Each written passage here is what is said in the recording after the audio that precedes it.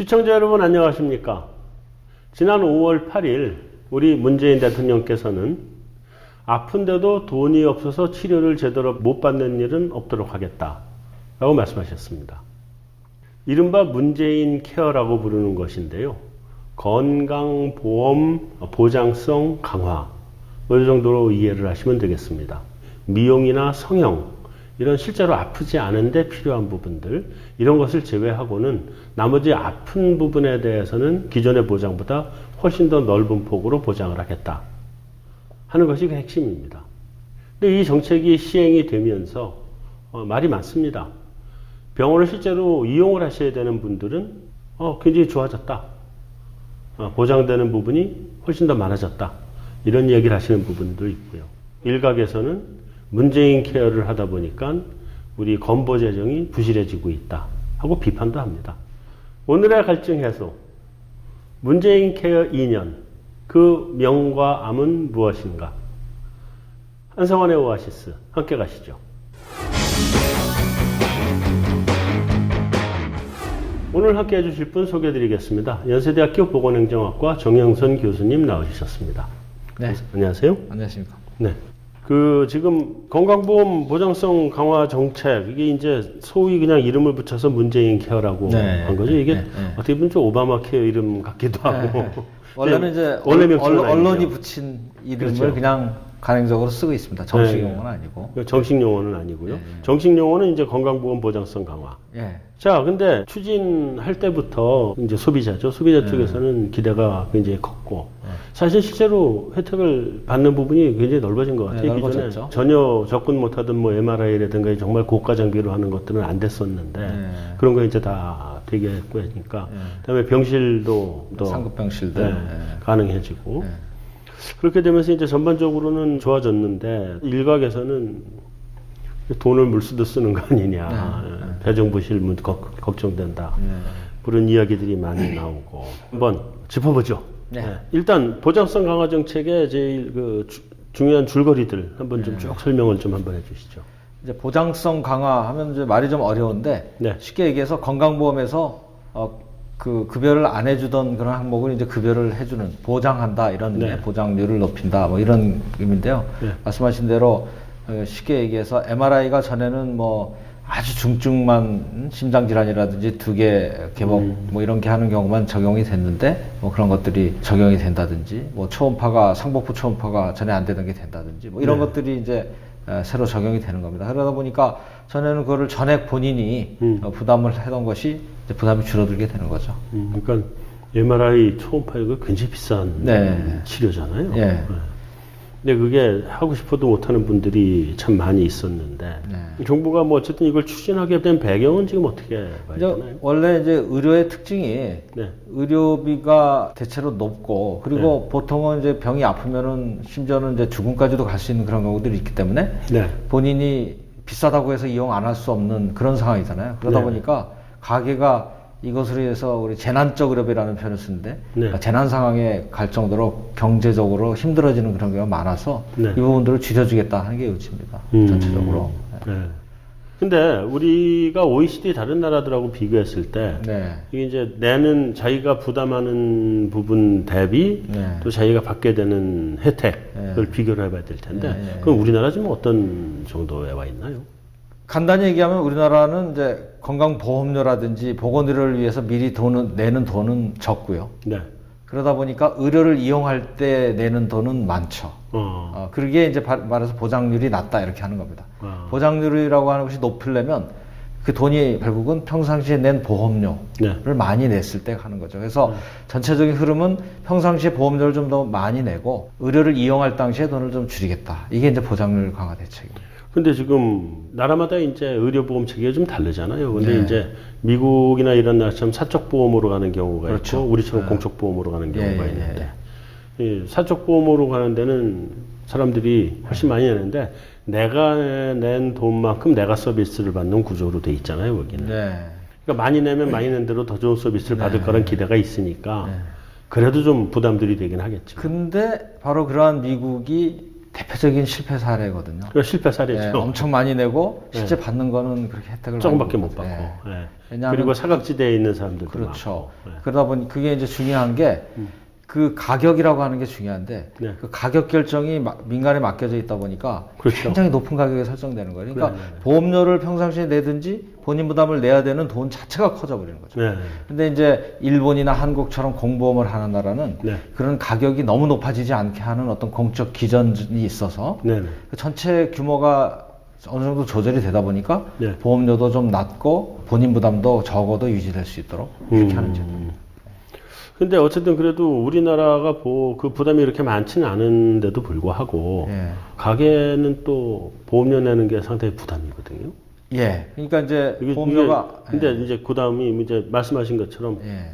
보장을 확장하려면 그렇죠. 요율을 올려야 되는데 이 요율 올리는 거에 대해서 다들 부담이니까. 누구나 이제 돈 내는 거는 부담스러워하죠. 그러나 전체 세계적인 제도를 이제 알고서 이제 정부가 어느 정도는 그런 제도 가는 방향을 정했다고 봐야 되는데 네. 실제 우리나라의 현재 지금 보험료는 봉급의 한 6.5% 정도를 내요. 네.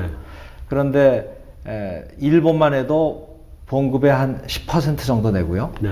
그다음에 독일이나 프랑스 같은 나라들은 이제 15% 정도를 내거든요. 네. 15%. 네. 그러니까 돈이 크게 차이가 나는 거죠. 그러다 보니까 실제 의료를 이용할 때 건보공단이나 이런 공적 섹터에서 내주는 돈이 네. 서구 국가들은 한 7, 80% 정도는 이제 보장해주고 본인이 20% 많아야 30% 이렇게 내는데 네. 우리나라는 그게 60% 겨우 넘는 정도를 공단에서 해주니까 네. 본인이 한 40% 가까이를 내게 되죠. 그러다 보니까 이 부담이 굉장히 크다는 하는 겁니다. 네. 자, 어쨌든 간에 지금 보장성 강화 정책이 시작한 지 한 2년, 네. 대통령 임기가 이제 2년 지났으니까요. 네. 2년 됐는데, 지금까지 어떻게 평가를 하세요? 뭐 좀 그동안 원래 목적했던 것만큼 충분히 지금 해가고 있는 상태인가요? 아니면 속도가 느린 편인가요? 뭐 빠른 편? 예, 원래 약속했던 것보다는 느립니다. 네. 원래 계획했던 것만큼 빨리 나가지 못하는 이유가 네. 상당히 반대가 많아요. 무조건 의료 반대는 제공자, 있습니다. 의사들, 네. 의료 제공자들이 혹시 자기들이 자유롭게 가격으로 받던 비급여가 전부 급여권으로 들어가게 되면 네. 내 마음대로 가격을 못 받을 거 아니냐 네. 이런 불안감에 극렬히 반대를 하고 있습니다. 아, 의료권에서 반대를 그렇죠. 하고요. 그렇게 반대를 하고 있죠. 국민들이 받으니까 뭐 국민들은 일반적으로 이제 찬성을 하는데 네. 그러다 보니까 그 확대하는 과정 하나하나에 지금 약간 이렇게 브레이크를 걸고 있죠. 그래서 진도가 많이 안 나가는데 뭐 아무튼 전체적인 방향 흐름 자체는 일단 원래 계획된 것보다 조금씩은 늦어도 그 방향으로 쭉 가고 있다고 보면 됩니다. 근데 원래 그럼 예를 들면 계획이 뭐 100이면 예. 지금 가는 속도는 한 80 뭐 이렇게 보시나요? 뭐 정확하게 보셨어요. 한 그 정도 가는 것 같습니다. 예. 이제 의료 보장성 확대하고 난 다음에 실제로 현장에서 이제 느끼는 것들이 있을 텐데 네. 환자들 입장에서는 뭐 많이 좋아진 것 같아요. 물론 대부분의 환자들은 뭐 MRI 찍을 일이 이렇게 많지 않기 때문에 뭐 별 문제는 없겠지만 실제로 그렇게 중요한 장비를 꼭 써야지만 됐던 분들, 이분들은 굉장히 크게 그렇죠.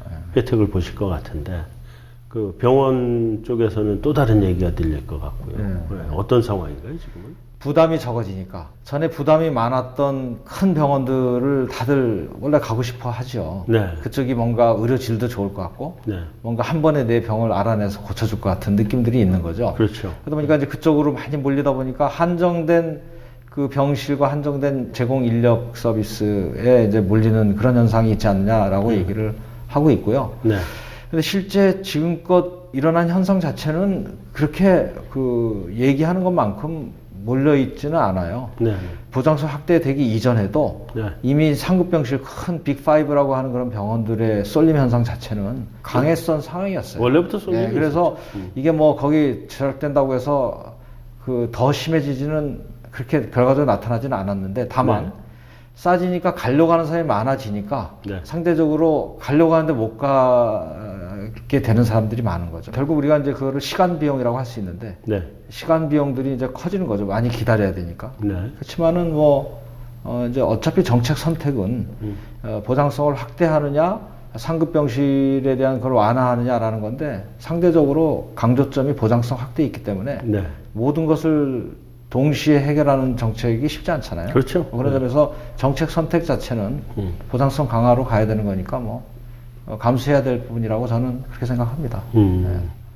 자, 근데 저는 이제 의료보험이 이렇게 여러 가지로 확대되고 뭐 비율도 좀 높아지고 이러면서 네. 감기만 걸려도 병원에 가고 네. 종합병원도 가고 뭐 이런 의료 남용. 네, 남용의 수요 남용이죠 사실은. 이번에는 뭐 그런 일이 발생하지는 않을까요? 그 의료 남용 현상은 뭐 있습니다. 우리나라가 예를 들어서 인구 1인당 1년에 의사를 방문하는 횟수가 OECD 평균이 6회, 7회 정도예요. 그러니까 네. 국민 하나당 2달에 한 번 정도씩 평균으로 간다. 이렇게 보면 되는데 네. 우리나라는 2배가 넘죠. 그러니까 우리나라는 짧게 진찰을 받고 그 빈도가 굉장히 많다. 이런 상태죠. 그래서 그 부분들이 많이 지적되는데 그런 게 대표적인 예지만 뭐 그런 부분들이 바로 전체적인 의료의 수급이 좀 조절돼야 되는 그런 부분이 있습니다. 그러나 그거는 뭐 문재인 케어 이전부터 사실 뭐 이전부터 계속 있던 문제죠. 있는 문제입니다. 네. 대형 병원으로 다 쏠리다 보니까 동네 병원, 뭐 중소형 병원은 이제 폐업을 해야 될 것 같다 이런 얘기도 들리고 그런데 그거는 그 전에도 계속 그런 이슈는 있었고, 네. 그러니까 모든 그 의원급들이 뭐 지방 도시 할 거 없이 전부 다 안정된 경영을 할 수는 없는 거죠. 그렇죠. 도시 지역에 상당히 몰려 있기 때문에 뭐 아파트 지역 근처에 많이 몰려 있는 그런 지역에서는 자기들이 원하는 정도의 환자와 수입이 확보되지 못할 수가 있고요. 네. 그러나 이제 우리나라는 의료 제공 체계 자체가 의사의 전체 산출량은 규제하지만 네. 그 의사들이 어디에 가서 무슨 근무를 하든지 무슨 과를 뭐 선택해서 어떻게 과목을 표방하든지 하는 것 자체를 그렇게 크게 규율하고 있지를 못해요. 네. 그렇기 때문에 그 부분들은 약간 자율에 맡겨져 있는 그런 상태에 있는 거죠. 그렇기 때문에 정책이 유도할 수 있는 부분들이 한계가 있는 거고 네. 그런 점에서는 뭐 때로는 경영이 어렵다고 느끼는 분들이 많이 생길 수는 있다고 봅니다. 근데 이게 의료 전달 체계 자체에 위협을 가할 정도의 문제는 아니다. 의료 전달 체계 자체의 문제는 지금 이전에도 계속 있었던 문제고 그 네. 문제들을 해결하기 위해서 협의체 같은 걸 구성해가지고 작년에도 큰 논의를 했어요. 네. 그렇지만은 이해 당사자들, 의료인들 간의 관계, 즉 의원과 병원과의 관계, 네. 병원과 상급병원들의 관계들에서 서로 양보하지 못해서 그 안을 타협을 들어오지 못해서 해결되지 못하는 그런 상황이 있습니다. 지금. 네. 아직 비급여로 남아있는 부분들이 네, 있잖아요. 뭐 성형외과 네. 뭐 이런데요. 네. 피부과도 일부 그렇죠. 많죠. 많죠. 네. 이런 것들은 지금 정책 방향이 어떻게 잡혀가나요? 원래 그거는 이제 여전히 약간 미용 성형 분야라든지 이런 거는 의료비 통계를 잡을 때도 네. 뭐 의사가 했다고 해서 다 의료비를 잡는 것이 아니고 네. 그런 부분들은 이제 서구나 우리나 의료비로조차 잡지를 않아요. 똑같은데요. 그러고 있듯이 그 자체는 우리가 건강보험이라는 이런 공적 보험이 커버를 해주고 그러는 대상은 원래 아닙니다. 문재인 케어 자체라든지 보장성 강화 대책 자체도 네. 그 부분들은 아예 처음부터 대상으로 하지 않고 있는 거죠. 그럼 그게 이제 그 부분이 이제 비급여가 되면 예. 의료비 책정도 자기들이 상대적으로 비싸게 할 수 있을 거고. 그렇죠. 그러면 일반 재화나 서비스처럼 네. 자유 가격에 의해서 받는 거죠. 네, 근데 그러면 이제 의사가 되고자 하는 의과대학 학생들이 다 그쪽으로 몰릴 거 그쪽으로 아니냐? 지금 몰리는 거 네. 아닌가요? 중요한 말씀하셨는데요. 사실은 우리나라 의료 정책이 그 문재인 케어나 뭐 이런 걸 떠나서 굉장히 실패하고 있는 부분들이 네. 바로 그 의사 인력의 공급입니다. 네. 지금 전체적으로 2002년도 이후 의과대학 정원 인력을 그전에는 한 3,300명 정도 됐어요, 전국에. 네. 그리고 편입학까지 하면 3,400~500명까지도 이렇게 그 배출을 했었는데 네. 지금 그때 3,058명으로 줄였어요. 그들이 지금 16, 7년간 계속 줄이고 앞으로 늘릴 생각은 안 하거든요. 그러니까 이제 의료 인력은 한번 의대 정원이 설정되면 한 10년 돼야 배출이 되는데 네. 그러니까 그 인력들이 지금 계속 공급 자체가 딸리다 보니까 네. 그런데 지금 말씀하신 대로 뭐 미용 성형에 상당히 많이 가죠. 네. 인기 있는 뭐 그런 과들 중심으로 이렇게 선택을 하니까 네. 필요한 부분에 의료 인력들이 굉장히 부족한 상태에 있습니다. 사실은 의료 인력을 그 전체 의대 정원을 정하는 것 외에는 정부가 별로 개입할 게 없어서 네. 사실은 그 부분들은 충분히 의대 인력을 공급을 해줘야 돼요. 그래야만 갈 때 가고 그런 성형외과나 이런 데 갈 사람들도 가고 네. 그렇지 않고 남아서 그 진짜 필수 의료 쪽으로 하는 사람도 해야 되는데 사실은 전체 인력이라고 해가지고 그것도 부족하게 공급을 하다 보니까 네. 필요한 곳에 의사들이 가지 않는 거죠. 의사들은 좋죠. 희소가치에 의해서 받는 돈도 높아지고 네. 1인당 가져갈 수 있는 돈이 높아지니까 뭐 계속 의사협회는 그걸 반대하고 있어요. 정원 늘리는 그럼요. 부분. 저 이제 좀 재정 쪽으로 좀 이제 가봐야 될 것 같은데요. 그 정부는 건보 재정 적자가 2018년에 1,700억이다. 네. 그다음에 이제 일부에서는 뭐 4조 네, 가까이 된다. 근데 1,700억하고 4조는 차이가 좀 심하거든요. 25배 이렇게 되는데. 그렇죠. 이 어느 게 맞는 건가요, 일단? 맞는 게 어느 건지부터. 일단 맞는 거는 3, 4조가 맞습니다. 맞는 게 3, 4조가 네, 맞아요? 1,700억이 아니고.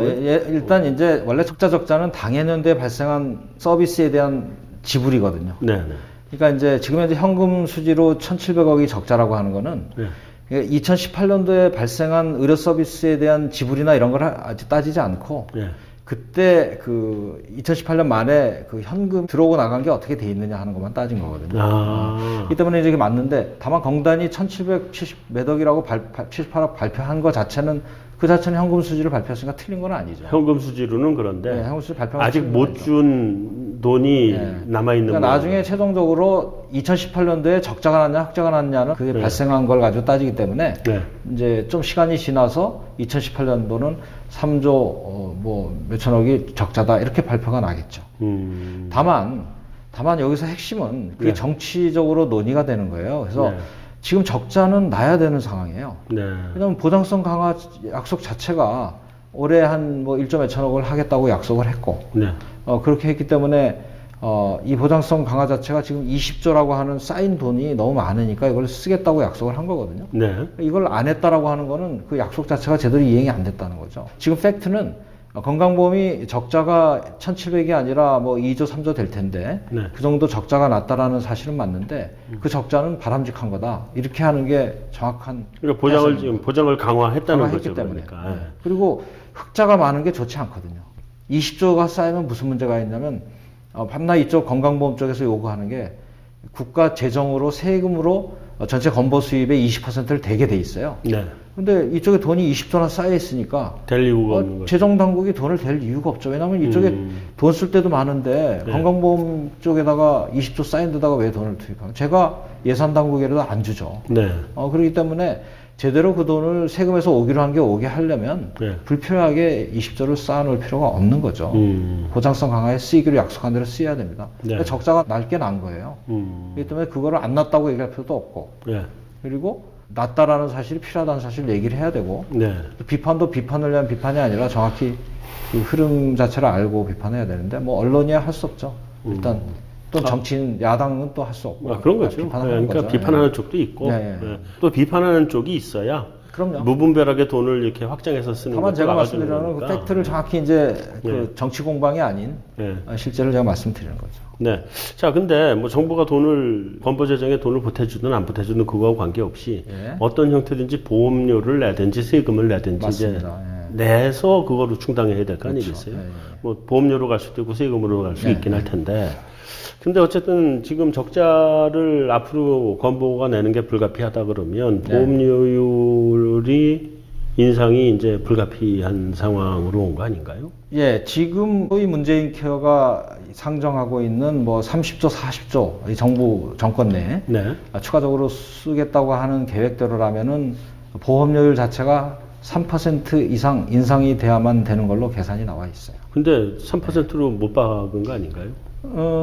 근데 그 결정은 정부 마음대로 하는 건 원래는 아니에요. 아니죠. 건정심이라고 거기가 3자 협의체거든요. 돈을 내는 쪽, 노조라든지 소비자 단체라든지 뭐 이런 내는 쪽이 있고 그걸 받아가는 쪽, 공급자들, 의협, 병협 이런 데가 있고 공익 이렇게 있어서 3자가 합의를 해야 올리는 거기 때문에 그 계획대로 뭐 가야 되는 그런 건 없는 거예요. 다만 이제 지금 나온 대로 건강보험이 흑자 적자 수준을 보면서 근데 보장성의 진도를 보면서 건정심에서 결정할 겁니다. 내년도 거는 예를 들어서 올해 한 5월, 6월에 6월에 결정을 할 겁니다. 근데 이제 좀 걱정되는 부분은 시간이 조금 좀 많이 지나서 우리 이제 생산 가능 인구가 작년에 정점을 딱 찍은 상태인데 그리고 이제 생산 가능 인구는 앞으로 굉장히 빠른 속도로 줄을 수밖에 없고 근데 인구는 그 속도로 줄지를 않고 고령화가 돼서 안 죽으니까 나이가 먹으면 또 의료 서비스에 대한 수요가 더 늘어나게 돼 있고 그러면 앞으로 이제 재정 적자 폭 확대가 불가피하게 될 텐데 그때 가서 이미 서비스를 해주겠던 걸 줄일 수는 없고 예, 맞습니다. 그때 가서는 어떻게 해야 되나 이게 답이 안 나오는 아주 중요한 말씀하셨어요. 그래서 우리가 보장성 강화를 할 때는 네. 그 부분을 지금 신경을 써야 되는 거죠. 네. 이제 인구 고령화가 가는 그런 부분들에서 그래서 이제 급여를 많이 해주는 것 자체가 뭐 능사는 아니죠. 네. 워낙 지금 낮으니까 이제 올린다고 하는 건데 네. 가장 중요한 건 사실 급여권으로 끌어들이면서 네. 이 민간에서 받던 자유롭게 받던 그 높은 가격보다는 당장히 가격을 다운을 시켜야 돼요. 네. 다운을 시키면서 들어와서 왜냐하면은 본인 부담이 낮아지기 때문에 의료 수요는 더 늘어나죠. 옛날에 MRI 비싸서 못 찍던 거 지금 막 찍을 수가 있잖아요. 네. 근데 가격을 똑같이 받게 해주면 안 되죠. 그런데 지금 이제 문재인 정부에서 지금 이 하면서 저는 실패하고 있다고 보는 건데 네. 가격을 굉장히 높게 설정해주고 있어요. MRI, CT가 네. 기존에 받던 가격을 그대로 거의 인정을 해주는 상태에 있습니다. 네. 이거는 큰 정책 오류라고 생각을 하는데, 그러니까 보장성 강화라고 하는 그거는 성공을 하지만 네. 지금 말씀하신 대로 그것이 가격이 굉장히 높게 설정이 되면 향후 그거를 전부 이용하는 사람을 다 대줘야 되니까 그 네. 비용이 감당할 수가 없게 됩니다. 그래서 지금이라도 보장성 강화라고 하는 정책을 할 때 이 가격 설정을 통제를 더 강화시켜야 됩니다. 양이 늘어나는 만큼 가격을 다운시켜도 되거든요. 네. 수입이 늘어나는 거죠. 그 부분을 잘 못하고 있고 그 부분을 지금 의료 제공자인 의사들 중심으로 해가지고 네. 그걸 다운시키지 못하게 하려고 일견 반대를 하고 있는 거라고 저는 해석해요. 네. 그러니까 대외적으로는 문재인 케어가 뭐 재정 이런 거는 의사들이 재정 걱정할 일은 별로 많지 않은데 네. 이 가격을 다운시킬까봐 그걸 못하게 하느라고 반대를 일단 하고 그걸 또 끌어들이느라고 정부는 의사들의 눈치를 보고 높은 가격을 유지하고 이렇게 지금 하는 부분이 문재인 케어의 성공을 의심하게 하는 그런 부분이라고 저는 생각을 해요. 이 부분 주의해야 됩니다. 네, 다만 한 가지 거기에 대해서 또 이제 반론들이 있던데. 네. 수가를 낮추면 네. 이게 이제 그만큼 의료 서비스의 질이 떨어지는 거 아니냐 네. 이런 얘기들도 있거든요. 그 수가 문제하고 의료 서비스의 질하고 물론 무관한 건 아닌데 네. 전체적으로 지금 수가가 낮은 부분이 있고 네. 높은 부분이 있습니다. 네. 예를 들어서 CT, MRI 같은 경우는 굉장히 높은 거예요. 왜냐하면 높죠. 기기 한번 들여와가지고 많이 찍을수록 그 돈이 남는 거잖아요. 네. 그렇기 때문에 그쪽에서 엄청난 수입을 올리고 있어요.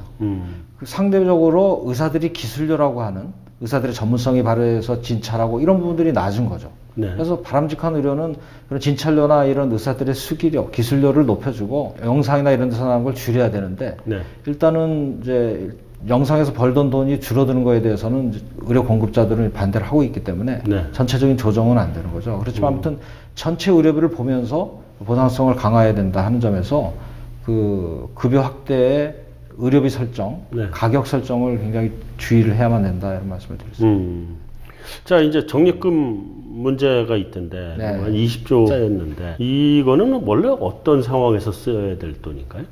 물론 20조라고 하는 돈이 그렇게 엄청나게 큰 돈은 아니에요. 결국 뭐 큰 돈 아니죠. 예, 왜냐하면은 우리나라 1년에 60조가 이상 나가고 있기 때문에 네. 1년으로 따지면은 60의 3분의 1이니까 네. 뭐 4달치라고 그냥 거칠게 얘기할 수 있잖아요. 그 정도는 기업들도 항상 4달치 정도는 가지고 현금 있죠. 가지고 있어야 되니까. 그래서 이제 법상으로도 뭐 한 6개월치를 가지고 있도록 돼 있어요. 네.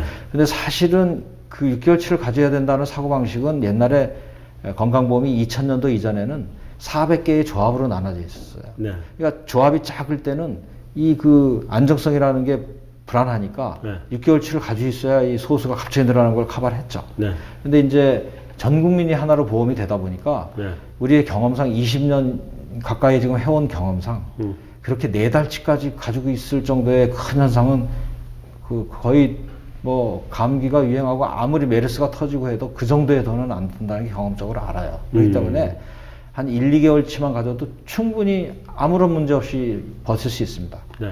왜냐하면 단기 보험이기 때문에 네. 그 해 모자라면 보험료로 조정을 하면 되는 거지 쓸데없이 남겨놓을 이유가 없어요. 네. 그렇기 때문에 연금이나 이런 것과는 다른 거죠. 연금은 쌓아둔 돈으로 지급하는 거고 단기 보험은 건강보험은 그때 지불될 돈을 그때 걷어서 쓰는 거예요. 네. 네. 때문에 자동차 보험하고 똑같은 거죠. 네, 맞습니다. 네네. 나갈 만큼 걷으면 되는 거기 때문에 네. 미리 쌓아둬가지고 생기는 그런 문제에 비해서는 훨씬 그럴 필요가 없는 거죠. 그럴 필요가 없다니까 네. 그거를 좀 깨서 꺼내서 써도 당장 그렇죠. 별 지장은 없다. 네, 그래서 저는 보험료도 원래 적자 계획대로 안 가면 3%도 올릴 필요 없다고 봅니다. 네.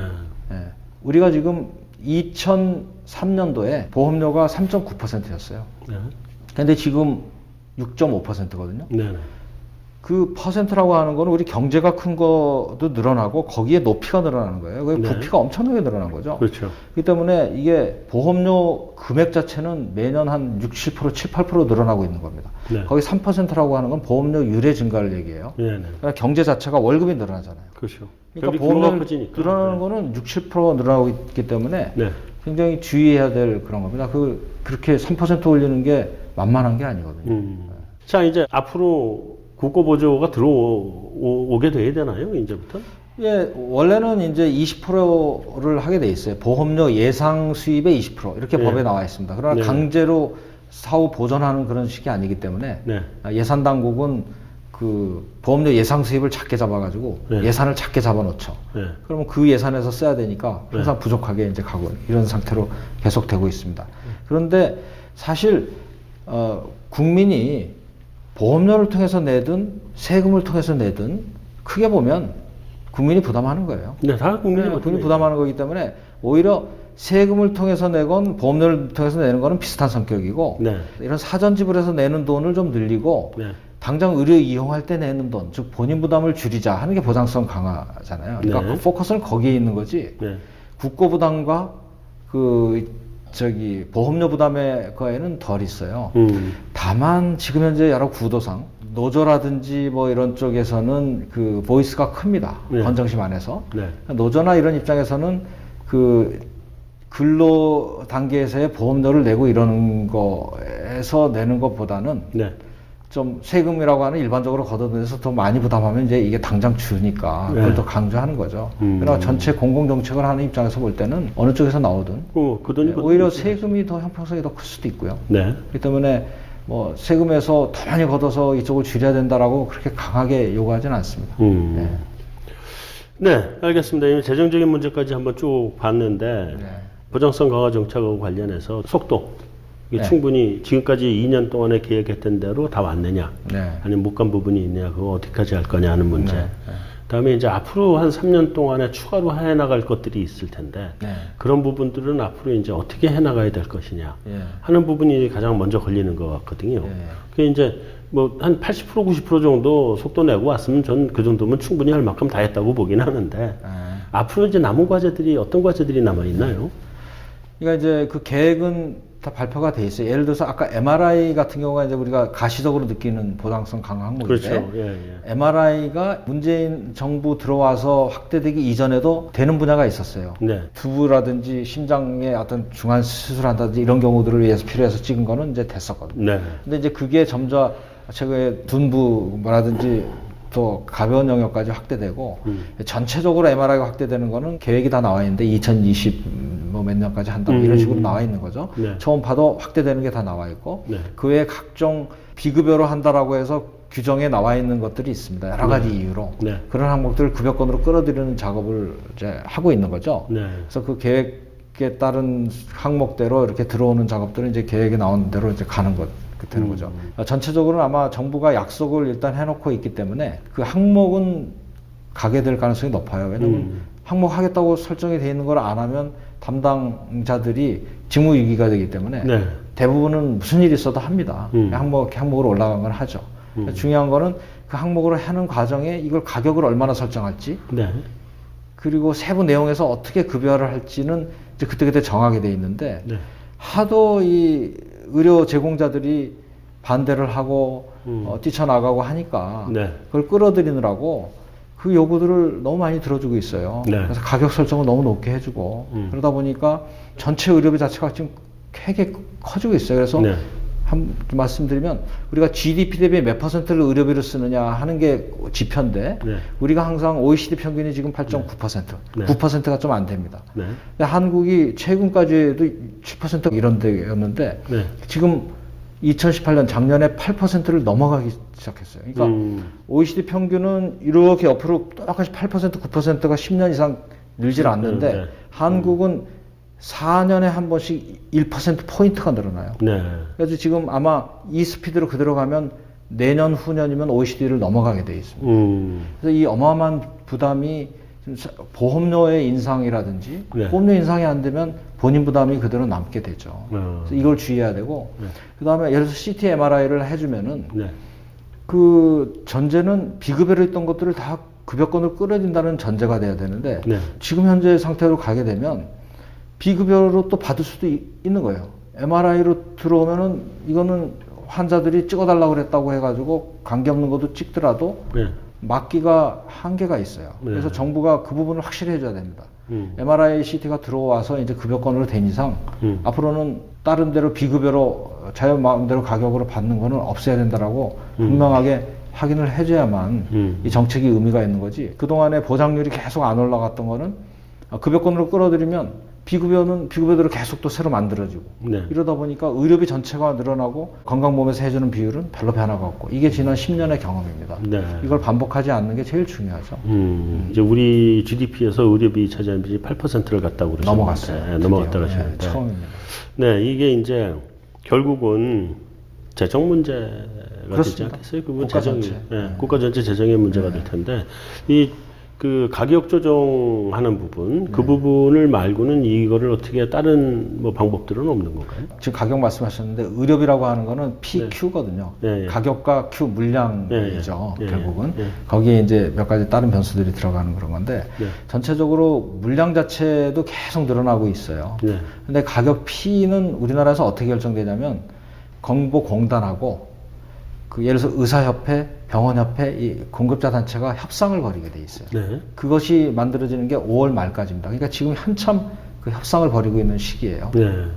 근데 거기서 올라가는 비율이 지금 예년의 수준보다 계속 높아져서 설정이 됩니다. 그러니까 거기서 올라가는 게 예를 들어서 3% 정도 올린다 그러면 또 무슨 다른 가격 요인이 또 있어서 한 5%가 가격이 올라가게 되고 네. 물량이 또 한 4, 5% 올라가서 네. 의료비 늘어나는 거는 매년 지금 9% 늘어나고 있어요. 우리나라 어느 경제가 어느 분야가 이렇게까지 크게 늘어나는 분야가 없죠. 네. 어느 정도는 인구 고령화에 따른 불가피한 현상도 있는데 네, 그렇죠. 지난 2018년이나 이런 거는 아까 말씀드린 대로 이 가격 설정이라든지 이런 분야, 보장성 확대되고 가격 설정이라든지 그런 부분들이 상당히 의료비 증가를 가져왔다고 저는 해석을 해서 문재인 케어가 보장성 확대에 주력하다가 교각사로 전체 의료비 확대를 가져오는 것이 아닐까 이 우려를 하고 있고요. 그 부분들을 앞으로 신중하게 해야 앞으로 3년 남은 정부만이 아니라 그 뒤로 우리가 아까 말씀하신 대로 전체 세대 간의 의료비 문제라든지 이런 부분들이 그 어느 정도 그걸 고려하면서 우리가 정책을 펼치게 되는 것이 아닐까 이런 생각을 하는 겁니다. 네. 자, 이제 대학병원 또는 뭐 굉장히 큰 종합병원 쏠림. 쏠림 현상. 네. 이 문제는 어떻게 접근을 해야 될까요? 3차 병원 쏠림 현상, 큰 병원에 가는 현상은 이미 뭐 문재인 케어를 떠나서 우리나라 국민들이 그 양질의 서비스가 제공되리라고 하는 기대감 때문에 네. 이미 그쪽으로 몰려 있는 현상이에요. 네.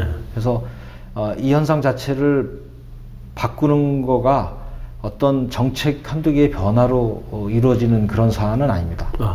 의료 제공 체계라고 하는 것은 쉽게 변하지 않아요. 그걸 해결할 방법이 없나요? 건강보험제도는 오히려 빨리 변할 수가 있는데 네. 돈을 조달하거나 가격을 설정해서 하는 건 빨리 변하지만 전체 시설과 의료 서비스 인력과 네. 그것으로 이끌어지는 제공 체계라고 하는 거는 10년, 20년의 작업이에요. 네. 그렇기 때문에 이 부분들은 수없이 많은 논의를 해도 그렇게 쉽게 되질 않는데 네. 다만 그렇다고 가만놔둘 수는 없죠. 그게 이제 흔히 말하는 전달 체계라고 하는 거죠. 네. 네. 가벼운 질병은 1차 의료기관인 의원급에 가서 처리하고 네. 그래도 안 되는 것들은 큰 병원으로 가야 된다 하는 원칙을 이제 가져가야 됩니다. 네. 그런데 지금 그게 안 된다는 거죠. 그래서 앞으로 해야 될 방향은 예를 들어서 큰 3차 병원에 갈 때는 네. 입원 외래로 가는 게 굉장히 많거든요. 외래에 대해서는 본인 부담을 굉장히 높여가지고 국민들이 그 외래 이용을 부담을 갖게 만들고 네. 거기서 얻는 외래 가격을 낮춰서 수입을 거기서 많이 못 보게 해주는 정책을 펴야 됩니다. 그 부분만큼 입원 쪽에다가 중증 질환에다가 더 줘야 되죠. 더 주고. 그 대신 역으로 의원급 쪽은 진찰료라든지 의사들의 기술료 같은 데다가 가격을 올려주고 네. 그래서 외래는 이쪽에서 하고 그래서 의원급에서 입원이나 수술도 굉장히 많이 하거든요. 네. 근데 뭐 필요해서 하는 경우도 있지만 바람직하지 못하게 병원들과의 경쟁 속에서 하는 것들이 있어요. 네. 그러니까 그런 부분들을 낮추는 식으로 해서 전체 시그널을 줘야 되는 게 이제 정책이 할 일이고 뭐 그렇게 한다고 해서 전체 체계가 바뀌지는 않는데 지금 현재 형국은 그런 합의 자체가 일어나지 못해서 그런 체계 자체로 이전하는 것 자체가 반대에 부딪혀서 못하는 겁니다. 서로의 이해관계 때문에 네. 그거를 받아들이질 않고 있어요. 의사협회는 항상 숫가를 올려달라. 손익이 안 맞나요? 의사분들은? 아니 손익이 맞고 안 맞고를 떠나서 네. 뭐 이익이 난다고 가격 올리는 거 싫어하는 아니 뭐 그렇죠. 아니잖아요. 그러니까 그렇기 때문에 당연히 그건 주장을 한다고 봐요. 네, 그러니까 네. 그 자체는 뭐 저기 하지 않는데 다만 네. 지금 형국은 네. 가격이 낮다라고 하는 것 때문에 뛰쳐나가고 있어요. 네. 건강보험 정책심의위원회라는데 네. 지금 의사협회가 참여를 안 해요. 네. 안 하고 이렇게 바깥에서 때를 쓰는 형국이죠. 네네. 뭐 툭하면 거리에 나가서 뭐 그러니까요. 스트라이크를 하고요. 머리 그러니까, 깎고. 예, 네. 그런 부분들이 이제 문제인 거죠. 네. 그러니까 그런 부분들까지는 또 할 수도 있어요. 네. 물론 진찰을 안 하면서 하면은 문제가 되지만 네. 그런데 그거를 정부가 네. 달래고 끌어들이는 걸 또 정부로서 할 수도 있죠. 네. 그런데 그런 과정에서 정책의 왜곡을 용인하고 네. 그렇게 하는 부분들이 굉장히 많아요. 음. 아까 가격의 문제라든지 이런 거에서 네. 그래서 그런 부분들을 정책적인 왜곡까지 가져오지 않으면서 그런 수용을 하고 하는 게 이제 정부가 할 일인데 네. 아무튼 뭐 의사들은 당연히 올려달라고 이렇게 하고 있습니다. 근데 질문은 그 정도 의료비가 낮으냐 하는 말씀이죠. 그렇죠. 네. 근데 좀 월급이 사실 충분하지 않느냐 그 이런 부분은 말씀. 이제 의사들이 낮다고 생각하면 낮은 거죠. 그 의사들에게는. 네네네. 그러나 그 결정은 국민들이 결정의 한 당사잖아요. 그렇죠. 돈을 네. 내니까. 네. 그러면은 시장에 맡겨서 해야 되지 않느냐라고 하는 건데 네. 그게 이제 미국 같이 가다가 의료비가 비싸서 GDP의 18%를 쓰고도 별로 하는 게 없는 게 미국이거든요. 네. 그러니까 이 의료라고 하는 것을 자유시장에 맡기지 못하는 근본적인 이유는 의료 서비스라고 하는 것은 환자가 선택하는 것 같지만 그 선택을 공급자가 하는 거잖아요. 네. 이걸 대리 이론이라 그러는데 그렇기 때문에 가격 설정 자체가 시장에서 결정이 안 돼요. 네. 그렇기 때문에 대부분의 선진국이라는 나라들은 다 공적 섹터가 개입해서 그 가격 결정을 이제 개입을 하는 거죠. 예.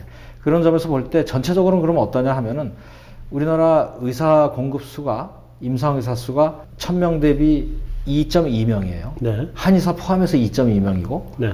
서구 국가들은 3.4명이에요. 네. 즉 3분의 2 정도의 의사가 있죠. 네. 간호 인력도 인구 1000명당 우리가 한 5명, 6명인데 네. 서구 국가들은 9명이에요. 그것도 3분의 2예요. 네. 약사는 5분의 4예요. 네. 즉 우리나라의 전체 의료 인력이 한 3분의 2 정도 수준이 공급이 임상이 있습니다. 네. 근데 의료비는 OECD 평균이 한 9% 좀 안 되는데 네. 우리가 지금 8%죠. 네. 9분의 8이에요. 거의 다 따라갔네요. 예. 근데 의료는 대부분 인건비입니다. 네. 인력 노동 집약적인 서비스이기 때문에 네. 인건비로 데려가기 때문에 거칠게 얘기하면 9분의 8에 해당하는 돈을 3분의 2가 가져가는 거예요. 네. 그렇기 때문에 대수의 법칙에서 사실 그게 가장 정확한 수입입니다. 네. 3분의 2가 9분의 8을 가져가는 OECD 평균에 비해서 그런 구도예요. 실제로 지방에 가면은 의사 인건비가 대단히 높아요. 네. 희소 가치 때문에. 물론 서울에 빡빡한 데는 뭐 그렇지 않을 수가 있는데 그런 현상들 저런 거를 생각할 때 우리가 의사들에게 제공하는 수가라고 하는 것이 과연 그렇게 띠를 둘 정도로 지금 낮은 거냐? 네. 저는 단연코 그렇지 않다고 보거든요. 그렇지 않다? 네, 단연코 그렇지 않습니다. 다만 낮은 부분은 있어요. 균형상.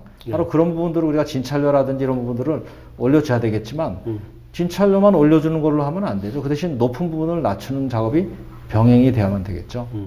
자, 그 다음에 이제 정부에서 뭐 발표도 있긴 합니다만, 뭐, 우리 이제 요즘은 잘 모르겠어요. 얼마 전까지만 해도 병 하나 잘못 걸리면 이제 잘 살다가도 네. 빈곤층으로 추락하고 뭐 그렇죠. 이런 일들이 있는데, 아직도 그런, 있죠. 있나요? 예, 왜냐하면 문재인 케어가 돼가지고 MRI 대주고 막 이렇게 하더라도 네. 아까 말씀드린 대로 비급여라고 하는 게 있는 거예요. 아직 그게 많은가요? 그럼요. 예를 들어서 뭐 척추 수술을 받는데 네. 아주 안에 뭐 저기 급여가 안 되는 좋은 재질의 뭐를 쓴다든지 네. 뭐 여러 가지 이유로 그런 비급여로 된 것들이 굉장히 많이 있죠. 그러니까 그런 것들 뭐 암이라고 해서 하지만 사실은 이제 그 커버되는 거 외에 여러 가지 치료들이 사실 이제 시중에 돌아가는 것들이 있잖아요. 네. 그런 것들을 하는 비용이라든지 특히 이제 약 약 쪽에서 각종 우리 항암제 쪽에서 면역 네. 항암제라든지 뭐 이런 것들이 굉장히 고가이고 그것이 아직 건강보험에서 커버하기에는 1년에 뭐 1인당 몇 억씩 들어가는 것들이 있거든요. 네. 이제 그런 것들을 해야 되는 경우라든지 네. 뭐 그래서 그러나 의료는 돈이 있는 한 네. 죽음이라고 하는 것을 앞두고 사실은 돈을 쓸 남겨놓거나 예, 그럴 이유가 남겨놓자고 주변에서도 얘기하기 어렵거든요. 네. 그렇기 때문에 지푸라기 잡는 심정에 이제 쓰려고 그러고 바로 그래서 재난적 의료비라고 하는 것이 의료 쪽에서 발생하기 쉬운 겁니다. 다른 서비스나 재화는 국도로 비싸서 이런 것들은 안 쓰거든요. 그렇죠. 사치품이나 이런 것들에 해당하는 건. 그러나 의료는 그런 재난적 상황이 오더라도 그걸 안 쓸 수 없는 상황이 발생. 비쌀수록 더 써야죠. 그럴 수도 있죠. 네. 네, 그 상황에 따라서. 그런 경우에는 지금 정부에서 뭐 해결책을 뭐 가지고 있나요? 근데 그걸 해결한다는 것은 결국 건강보험이나 이런 쪽에서 해결하게 되면 네. 결국은 그거는 이제 전 국민이 보험료로 공유를 해야 되는 거기 공유를 해야 때문에 되는 거죠. 아까 몇 억씩 들어가는 약을 뭐 일부는 지금 이제 커버가 됩니다. 네.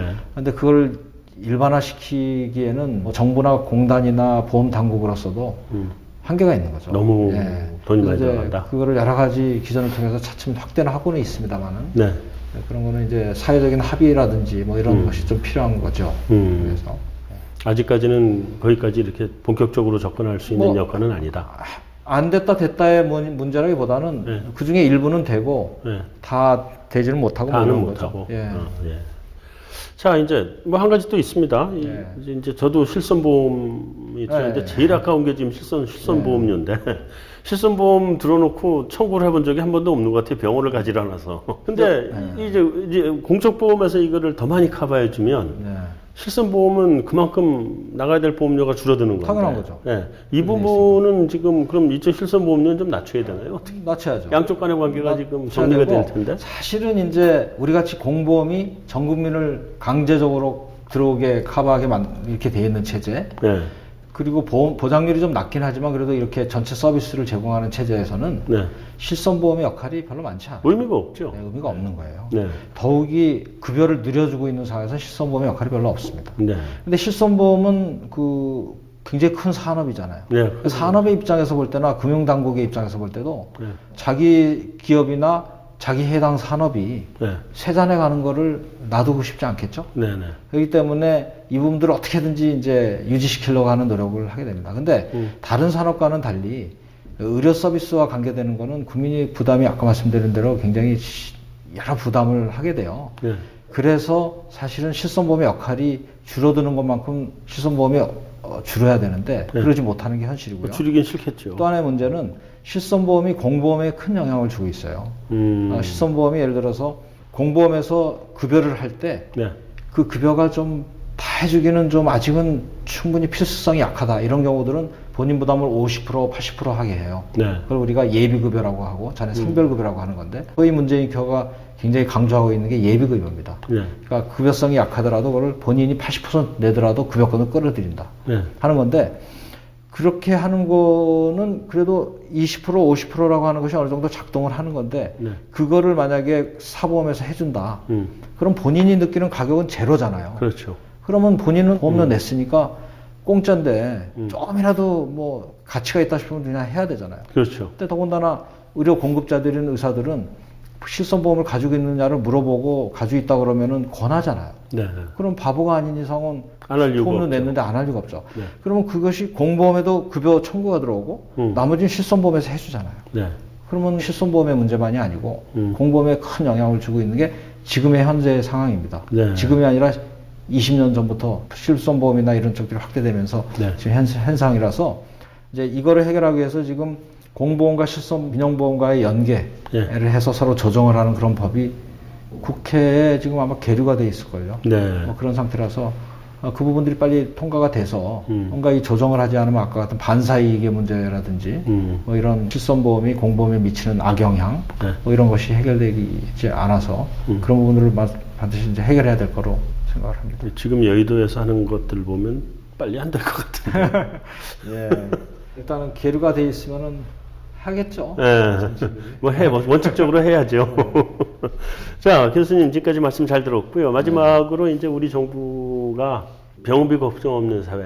네. 이거 만들려고 지금 하고 있는 건데 결국은요. 네. 우리나라 의료보험제도가 전 세계 어디 가도 저는 가장 좋은 제도라고 사실은 생각을 합니다. 의료비 적게 내고 뭐 보험 혜택 많이 받고 그다음에 뭐 선진국 이런 데 어떤 데는 가면은 병 하나 잘못 걸리면 다 망하더라고요. 아예. 그렇죠. 네. 미국이죠, 미국. 네, 미국이 아주 심하죠. 그게. 미국. 네. 그래서 그 우리나라 시스템은 굉장히 좋은 시스템인 것 같다 이런 생각이 드는데 그럼에도 불구하고 또 고쳐야 될 것들도 있고 있어야 될 것 같아요. 그래서 교수님 마지막으로 제언 한마디만 좀 짧게 사실 네. 우리나라 건강보험이 굉장히 좋더라라고들 많이 얘기하죠. 네. 그거는 우리나라 사람들이 알고 있는 외국의 제도가 대부분 미국밖에 없어요. 대부분의 사람들이 미국 제도를 생각합니다. 네. 그거는 이제 이용하는 사람도 그렇고 네. 또 우리나라를 불만을 막 가지는 의료 제공자들, 의사들도 되게 미국에서 그나마 미국 제도를 알아서 걔들 주사 많이 받는 거를 못한다 이래서 불만인 거죠. 네.